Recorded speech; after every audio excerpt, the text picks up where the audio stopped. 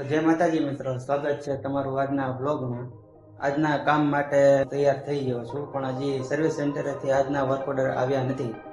તો service સેન્ટરેથી work order આવી જાય એ પછી આજે આપણે આજનું કામ ચાલુ કરીશું. તો મિત્રો, આજના વર્ક ઓર્ડર આપણને મળી ગયા છે, તો ચાલો શરૂ કરીએ આજનું કામ.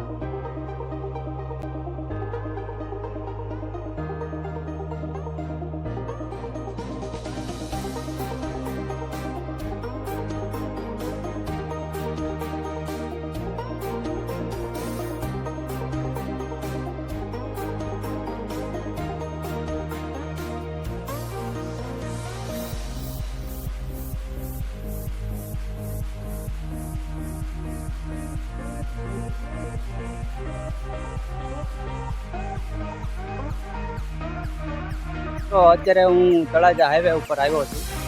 કોવડી ગામમાં આપણે એક એસીની કમ્પ્લેન છે, જે 2-3 દિવસથી પેન્ડિંગ છે. એમાં આપણે અર્જન્ટ વિઝિટ માટે જવાનું છે.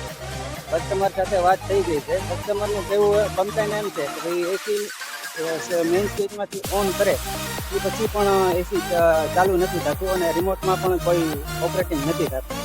આપણે ત્યાં જઈ વિઝિટ કરવાની છે અને ચેક કરવાનું છે એસીમાં શું પ્રોબ્લેમ છે.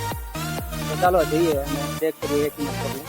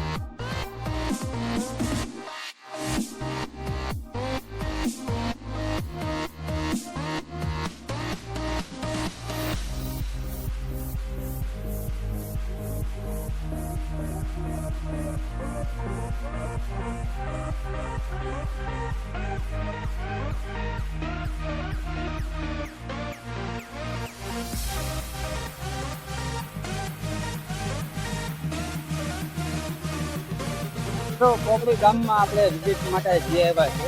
કસ્ટમરની ત્યાં જઈને એસી ચેક કર્યું હતું, તો તેમાં main power supply high voltage આવે છે.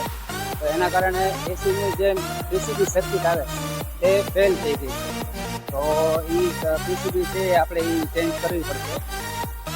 તો પીસીબી ચેન્જ કર્યા પછી જે એસીમાં પ્રોબ્લેમ છે એ પ્રોપર સોલ્વ થઈ જશે. હવે કંપનીમાંથી પીસીબી સર્કિટ આવી જાય તે પછી આપણે કસ્ટમરની પીસીબી સર્કિટ ફિટ કરવા માટે જવાનું થશે. તો ચાલો હવે જઈએ આપણે બીજી લોકેશન પર. તો મિત્રો, આજના દિવસનું રૂટીન પણ કમ્પ્લીટ થઈ ગયું છે. તો સાથે સાથે આજનો બ્લોગ પણ પૂરો કરીએ. તો જો તમને વિડીયો ગમ્યો હોય તો વિડીયોને લાઈક કરજો અને LK બ્લોગર્સને સબસ્ક્રાઈબ કરજો. જય માતાજી મિત્રો.